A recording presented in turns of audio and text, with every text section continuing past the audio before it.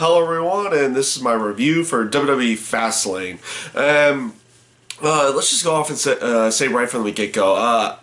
Even though the show itself kind of seemed like it was just actually, for the most part, it did just feel like another episode of Raw, or at least you can't even say extended episode of Raw anymore. You can basically say just another episode of Raw since Raw is 3 hours. Overall, it was not a bad show, mainly because the feuds that they needed to keep going, at least leading into WrestleMania, they did, and they did it in a way, for the most part, where you still got what you would want out of a pay-per-view, which was, winners to matches in this case. So let's just go off and start with the first match, which was Kane, Big Show, and Seth Rollins versus Eric Rowan, Ryback, and Dolph Ziggler. This was a fun match, basically just a fun, entertaining match to start off the show from pretty much a nothing feud in this case, or just kind of a feud that they were throwing together to try to finish off what had been going on since Survivor Series. Again, a fun, entertaining match to watch, with the Authority coming out as the victors, as they probably should in this case. And then, of course, it was basically also after the match, the continual beatdown and the eventual setting up towards Randy Orton versus Seth Rollins, with Randy Orton actually returning and basically doing exactly what he needed to do. RKOing people just out of nowhere, or basically just RKOing as many people as possible, just to kind of go with the whole internet vibe thing that had been going on for him. So overall, a fun start to the show. The next match was Star and Goldust, and this is a case where this is a case where the match itself, even though it didn't look good, you could tell they were purposefully going for this. They were going for the aspect that Goldust's heart was not fully into the match. And honestly, with the way that the feud had been going, even with Stardust's turn on Goldust from Monday night, it hadn't reached a boiling point in the feud that required some crazy physical, over-the-top brutal match to watch. And you kind of got that feel and vibe in this one. Even though you had Goldust winning it, his heart wasn't in it. He was trying to do the aspect of winning the match and trying to convince his brother to maybe not do what he's doing anymore. And then of course it led to the backstage segment between the two of them. That was it, which was probably one of the best promos I've ever seen Cody Rhodes, Stardust, or however you want to call him in this case, ever deliver. This was one of those aspects that, again, you had a clear winner in the match, but the feud's not over with yet. So they've set it up again to potentially set for a more physical type feud between the two brothers, leading into probably another match at WrestleMania. And I actually liked the aspect of where they went with this one. The match itself did not necessarily look as good, but they were trying to portray like Goldust maybe not having his heart fully into it, and now he has a full reason for going after his brother in such fashion into probably what will be a more physical, or at least a more entertaining match into the future here. So I actually liked where they went with this. Next was Jimmy and Jey Uso versus Tyson Kidd and Cesaro for the tag team titles. And again, this is kind of a feud that not much build. At least in my personal feeling.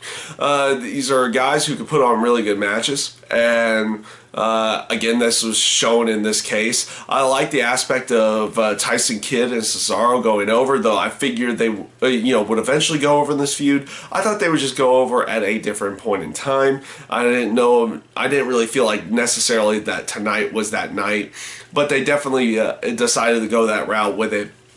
And I am kind of happy with that because, like I said, Cesaro and Kidd put on really good matches. So did the Usos to begin with. But honestly, the feud and the build up into this match was not very good, and it just did kind of show throughout that match that maybe that this feud needs at least some kind of better build to it if they're going to lead into future matches with it. So hopefully they'll lead into something better, and we'll see what we get out of it, because you'll at least get one more rematch out of this one. So at least it was a fun and entertaining match to watch. Next up, you had the Sting Triple H face-off in the ring. I'm trying to really search for the words for this one. Don't get me wrong, I thoroughly enjoyed this segment. I liked how Triple H was trying to downplay Sting the entire time inside the ring. Of course, Sting not ever uttering a word, and then it seemed like, Triple H was going to get the full upper hand, and he has the sledgehammer out and everything, and then finally Sting pulls out his signature bat and basically corners Triple H and into basically giving him what he wants, which is the match at WrestleMania. Like I said, I just like this segment. Everything down to the whole. Not necessarily staring down, the basically cornering of Triple H with the baseball bat while he still has sledgehammer in hand. They played this one off so well. They made both guys look strong at any given point. I liked how Triple H, after it looked like Sting was going to walk out of the ring, try to attack him, gets hit with a baseball bat, and then the Scorpion Death Drop. It came off really well, and like I said, just thoroughly enjoyed this segment. It was a really good one, and we'll see how they continue to build this storyline going into the WrestleMania pay-per-view. But tonight was a really, really good segment between the two of them. Next up was Nikki Bella and Paige. Again, another match where you didn't necessarily have a very good storyline built around it, but you have that feeling that they're going to kind of continue on with this one afterwards, especially how they decided to finish the match. With them literally playing up the fact that Nikki Bella ended up cheating to win, so you feel you get that feeling that they're going to continue the storyline. So hopefully, again, much like with Cesaro and Kid and the Usos, they come up with something better for them in the terms of building through the storyline. I kind of liked where they went the last week, but leading up to it, it wasn't very good. I really didn't end up caring for this match all that much. The match itself wasn't bad. It was a relatively good one. Nothing that you would say would be really good, but it was relatively good. It was okay. It wasn't, like I said, nothing bad out of this match. Next up was Dean Ambrose and Wade Barrett for the Intercontinental title, and this is where like I said, throughout most of the night, they kept feuds going that they needed to keep going into WrestleMania. But they were still able to find a way to give a winner to the match, like you would expect for a pay-per-view type match. With the exception of this one.